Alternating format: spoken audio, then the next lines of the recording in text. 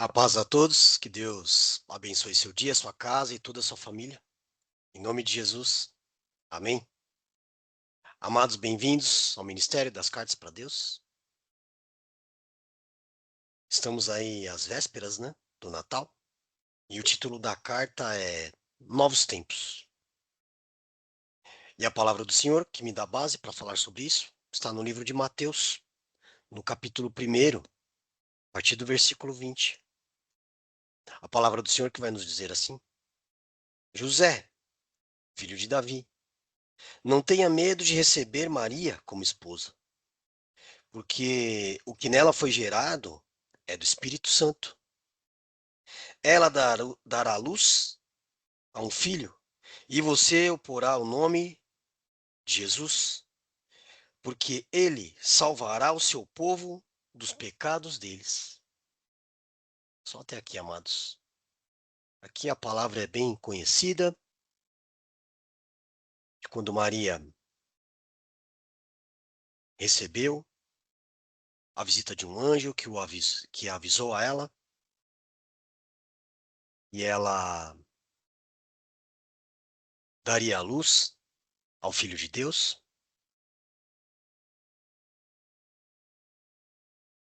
E o próprio anjo revela: e bendita és tu entre as mulheres, e bendito é o fruto que estará no seu ventre, que é Jesus. E aqui essa palavra, novos tempos, nos leva a refletir exatamente neste dia, falando aí do Natal, do Natal cristão, o que representa o Natal cristão, muito mais ali do que o panetone, do que a celebração entre as pessoas, do que as comemorações, que sim, podem ser feitas, mas qual é o foco principal? Qual é o foco principal desta época? Para aqueles que são cristãos, para aqueles que acreditam em Jesus Cristo, que é o Filho de Deus, que veio a este mundo para pagar pelos meus e os seus pecados. Então é um momento de reflexão, sim, é um momento de celebração, mas também é um momento de pensarmos nesses novos tempos. Há mais de 2000 anos atrás, como está aqui no livro de Mateus, um anjo vem a Maria e anuncia a vinda do Salvador. E diz a José que estava preocupado porque a esposa estava grávida e eles mal tinham casado ainda, estavam no pré-casamento, que era assim conhecido na época. A união não estava concretizada. E vem um anjo e fala que Maria está esperando um filho, o Filho de Deus, para dar o nome de Jesus, e que ele salvará o seu povo. Qual povo? Só o povo de José? Não. Toda a nação que nele crer, toda a nação que reconhecer nele o Senhor e Salvador, toda a nação, todas as pessoas que reconhecendo Jesus como Senhor e Salvador, descendo as águas do batismo, andando em obediência à sua palavra, seguindo seus passos, estes são aqueles que Jesus veio para salvar. E que isso tem a ver com novos tempos? Lá em João, primeiro no livro, né, não a epístola, no primeiro capítulo do livro de João, a palavra do Senhor diz quem Jesus é. Lá a palavra vai dizer que no princípio ele era o Verbo, e na sequência dirá que o Verbo se fez carne e habitou no meio de nós, que é Jesus Cristo. A palavra vai dizer que ele já estava lá, desde a criação, desde o livro de Gênesis, quando Deus Disse que se faça a luz pela palavra, que se faça a luz, que se faça a terra, as águas, os animais, os seres aquáticos, os animais sobre as terras, através da palavra. O verbo é a palavra, né? O verbo se fez carne, a palavra se fez carne, Jesus, que era o verbo, que era a palavra de Deus, a Bíblia, que está na Bíblia. Ele se fez carne e habitou no meio de nós. Por quê? Porque até então, o povo escolhido, a nação escolhida, não conseguiu seguir aquilo que foi estabelecido através de Moisés, as leis, os 10 mandamentos. O homem não conseguiu cumprir aquilo.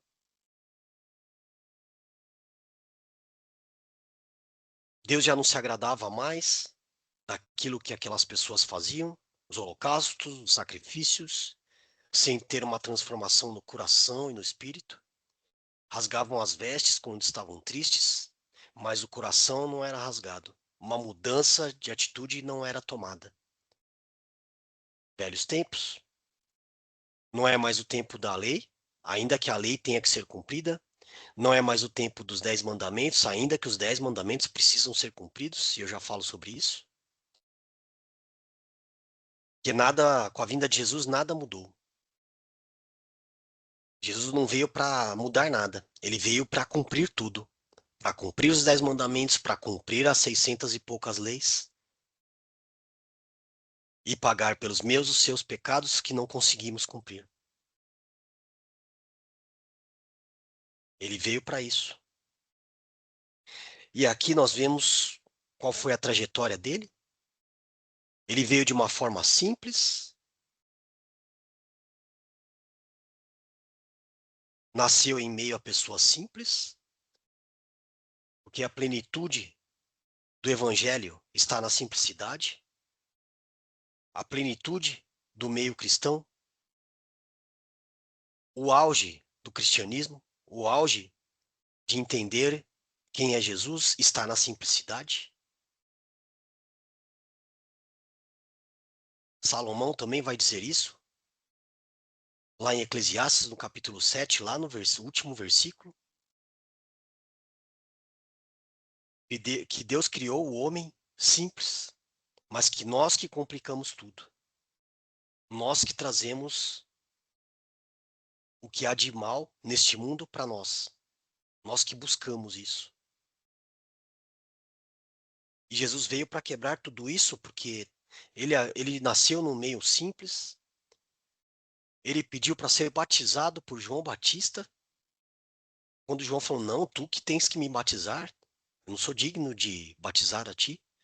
Mas ele disse, não, para que se cumpra tudo que está escrito, tudo como Deus determinou. Me batize. E assim João Batista o fez. E naquele momento Deus revela quem era Jesus.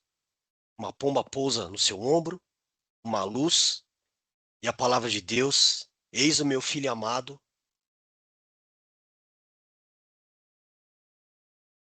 Este é o meu filho amado. E aí está Jesus, fazendo a obra, mostrando humildade, curando, fazendo milagres, libertando pessoas de pensamentos malignos, de coisas malignas, ensinando os apóstolos, lavando os pés dos apóstolos, mostrando exatamente a humildade, que a plenitude do cristianismo está na humildade. Imagina só, o Filho de Deus lavando os pés de pessoas, de seres humanos como você e eu. E João se recusa, não, tu não vai lavar os meus pés. Eu não sou digno que lave os meus pés. Atitude nobre de Pedro, né? Mas a atitude a mais nobre ainda foi a de Jesus. Se não permitires que eu lave teus pés, não tem parte comigo. Então Pedro entende o recado, se for assim, Jesus, então não lave só os meus pés, mas lave o meu corpo inteiro.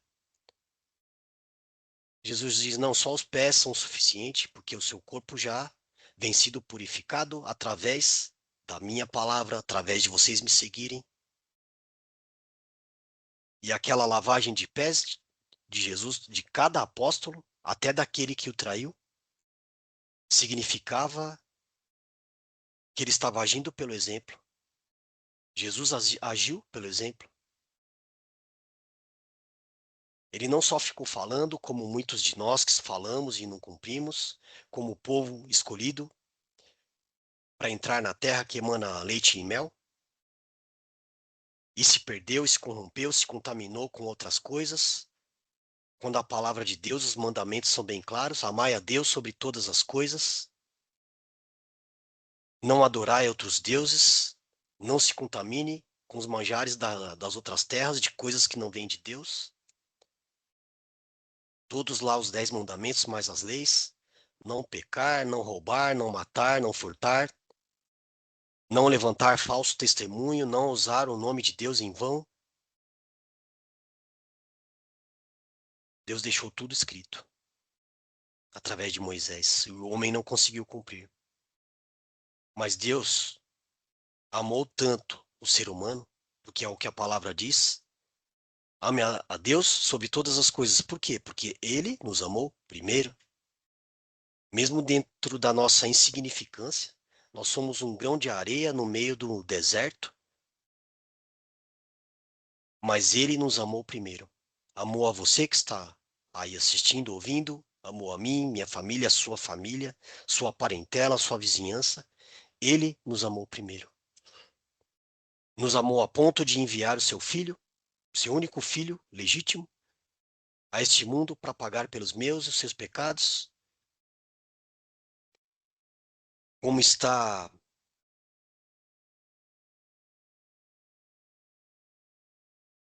em Isaías, no livro de Isaías, especificamente no capítulo 53, mas toda a história do livro de Isaías leva para Jesus Cristo, assim como outros profetas, assim como Davi, né, que Jesus é chamado de filho de Davi, também profetizou sobre a vinda de Jesus. Lá em Isaías 53, onde é mais específico, a palavra do Senhor vai dizer que ele não era de boa aparência, nem beleza, era desprezado, ninguém dava atenção a ele, mas ele tomaria sobre si as nossas enfermidades, as nossas iniquidades. E lá em Isaías mesmo 53, a palavra vai dizer que pelas suas pisaduras somos curados, somos sarados. Por tudo que Jesus passou, o sofrimento, a humilhação, toda aquela barbárie que foi cometida contra ele, sendo um inocente. Ele era inocente. Ele sofreu com as minhas e as suas iniquidades, com os nossos pecados. Ah, mas a gente nem estava lá nessa época, não. Mas o que ele fez naquela época foi para aqueles que estavam lá, seriam para aqueles que viriam na sequência, e é para mim e para você hoje, nos dias de hoje. Ele foi tratado como um ímpio sendo inocente. Ele era um cordeiro puro, e ele é o cordeiro puro, imaculado, que veio a este mundo para pagar pelos meus e os seus pecados, pelas nossas transgressões.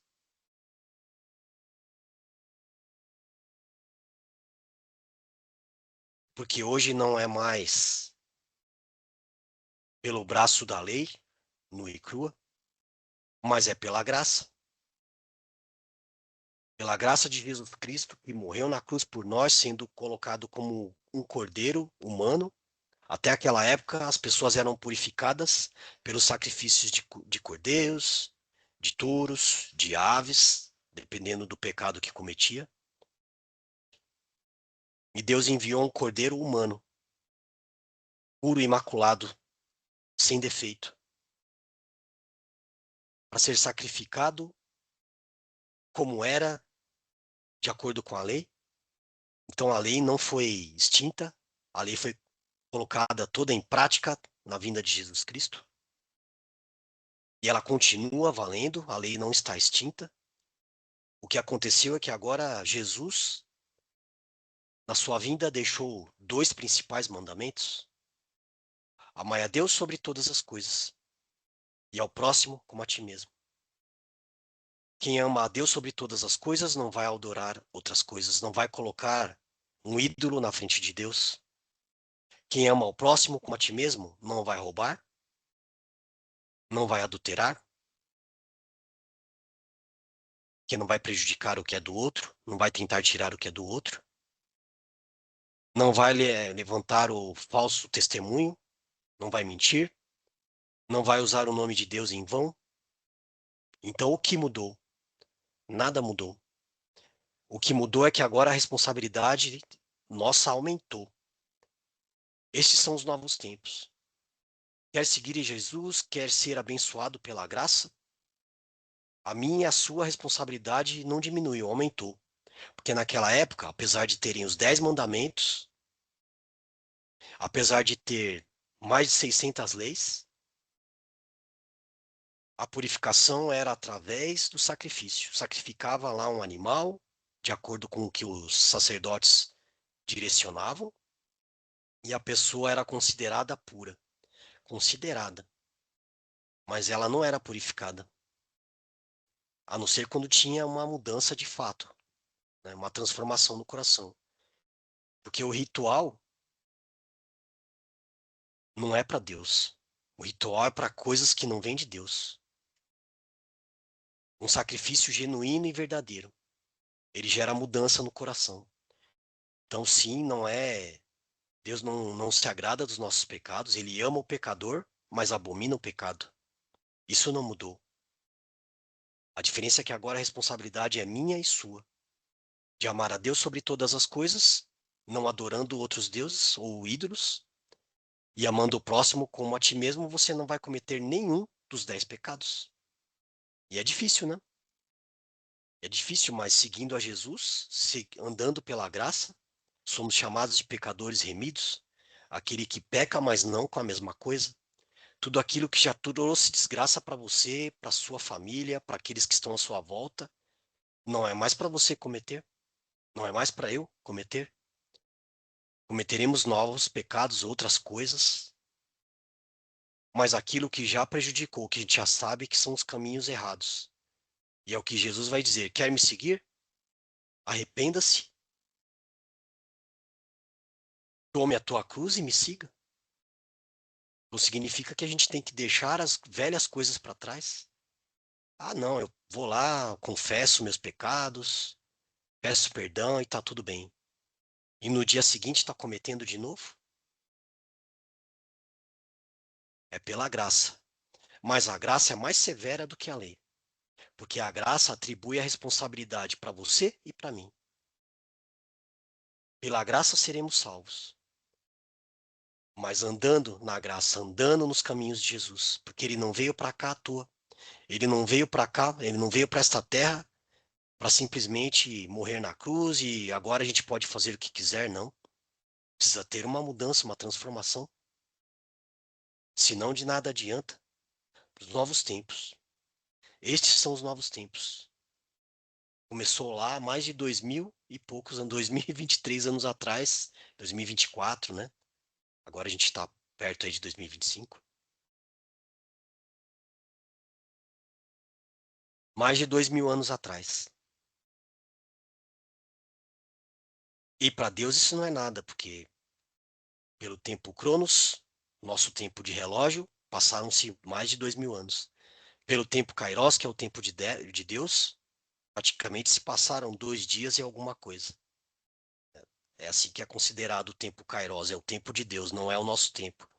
Não é contado em anos, mas as pessoas falam dessa forma, né? Que é como se 1000 anos para nós representasse um ano para Deus. Então, novos tempos. Ah, os novos tempos que começaram há mais de 2000 anos atrás, sim, porque isso se renova, assim como a palavra do Senhor. né? As revelações da palavra, né? A palavra não muda. A palavra de Deus não muda. Mas as revelações da palavra se renovam a cada manhã, assim como a sua misericórdia, que agora é pela graça.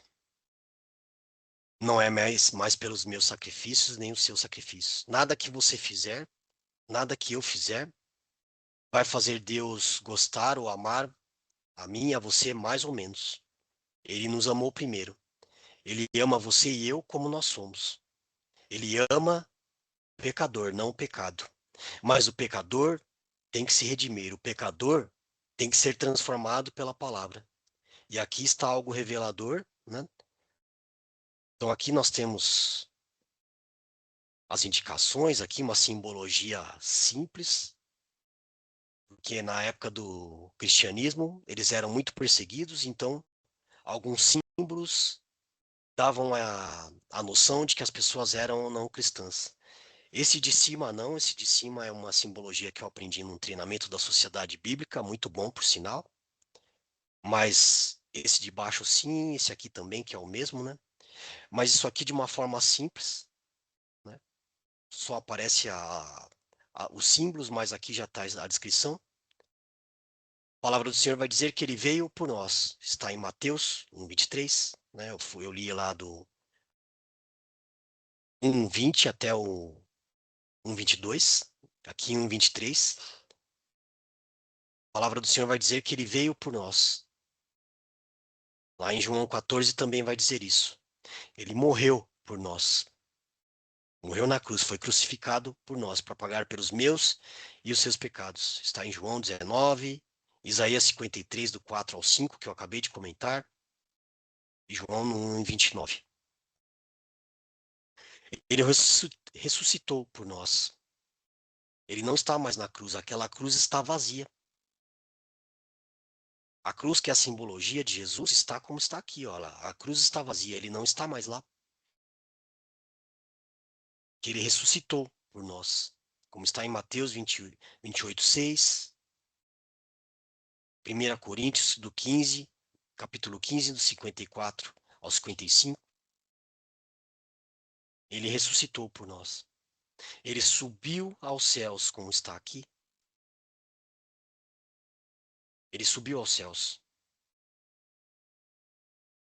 Está em Marcos 16, 19, do 19 ao 20, em Lucas do 24 os versículos do 50 ao 53, e em Atos dos Apóstolos 1, versículo 9, ele subiu aos céus.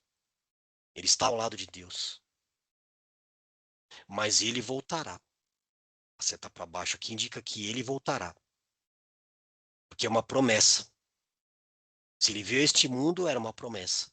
Se ele cumpriu o caminho que ele tinha que cumprir, era uma promessa. E a promessa se cumpriu. Será que a parte principal não irá se cumprir? Irá se cumprir. Ele voltará por nós. É o que está escrito em Atos, capítulo 10, versículo 11.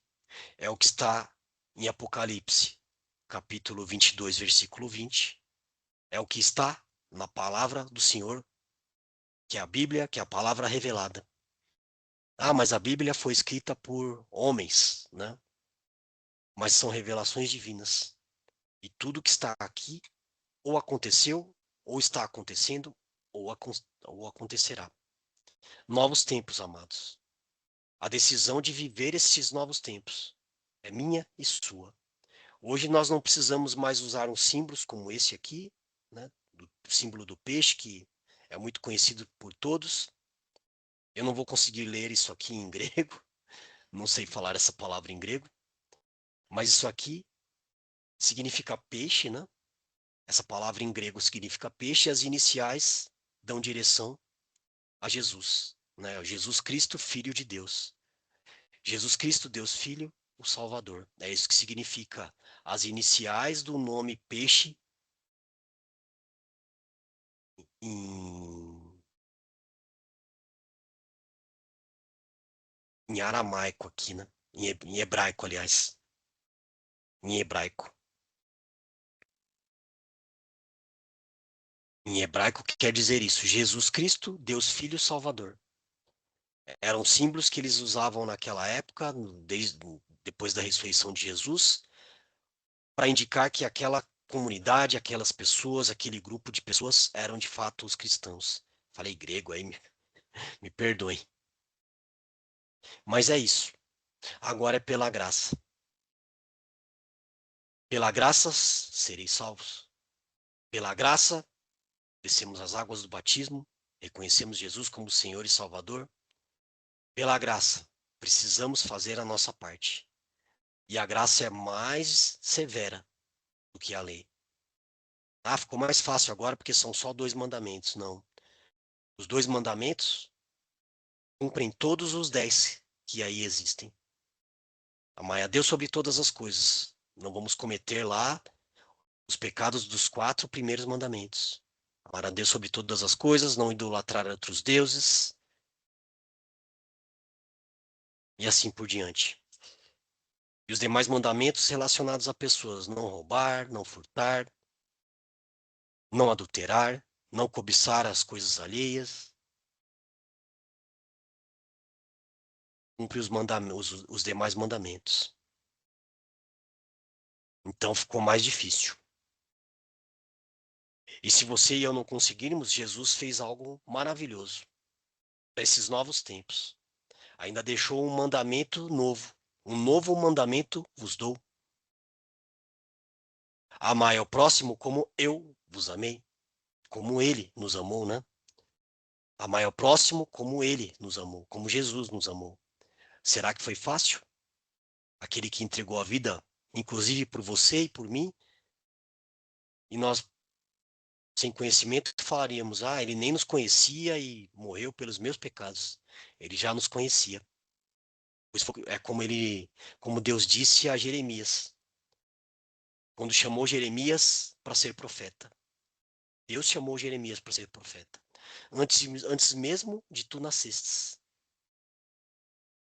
Eu já te conhecia, antes mesmo de estar no ventre da sua mãe. Eu já te conhecia. Então ele morreu por nós já nos conhecendo. A geração que está aqui, mais de 2000 anos depois. Deus já conhecia Jesus, já nos conhecia, que ele era o princípio, e o princípio se fez carne e habitou entre nós. E ele está, né, ao lado de Deus, no céu, mas deixou o Espírito Santo, que é o consolador das nossas almas, para que buscando, nos enchendo do Espírito Santo, podemos andar em santidade, não ser santos, mas andar buscando a santidade através do Espírito Santo. Sermos cheios do Espírito Santo. Nesses novos tempos, sendo cheios do Espírito Santo, caminhamos pela graça de Jesus. Olha que tremendo. Fique com essa palavra no seu coração. Um Feliz Natal cristão para você, para sua família, para sua casa. Espero que essa palavra toque no seu coração. Se você gostou, compartilhe com os seus amigos, com seus parentes, com quem você conhecer. Se inscrevam aí no canal. Divulguem também o nosso canal. Temos aqui agora o nosso site também, que tem algumas informações sobre esse ministério. Eu faço parte da Igreja Jesus é Vida, na cidade de Mairinque, em São Paulo. E o Ministério das Cartas para Deus não é uma igreja independente, mas é um ministério, né, dentro da igreja que eu sirvo, na Igreja Jesus é Vida. Venha nos visitar. Eu coloco aí também o endereço da nossa igreja. Vocês são convidados a vir nos visitar. Nossos cultos são de quinta, 7h30, sábado e domingo, às 7 da noite. Fica aí o convite. Venham celebrar a Jesus Cristo conosco. Não olhe placa de igreja, não olhe religião. Até agora aqui eu não falei nada de religião. Tudo que eu falei é de Jesus Cristo. Se você se considera cristão, se você não se considera cristão, mas sente no seu espírito que alguém veio para nos libertar, que Deus existe, que Ele enviou seu Filho para cuidar de nós, para interceder por nós, para nos salvar. Então não olhe placa de igreja, não olhe a religião, mas olhe para Jesus Cristo, aquele que veio por você e por mim. Fique com essa palavra no seu coração. Que Deus abençoe seu dia, sua casa e toda a sua família, em nome de Jesus. Amém. Um Feliz Natal cristão, amados. Deus abençoe a todos.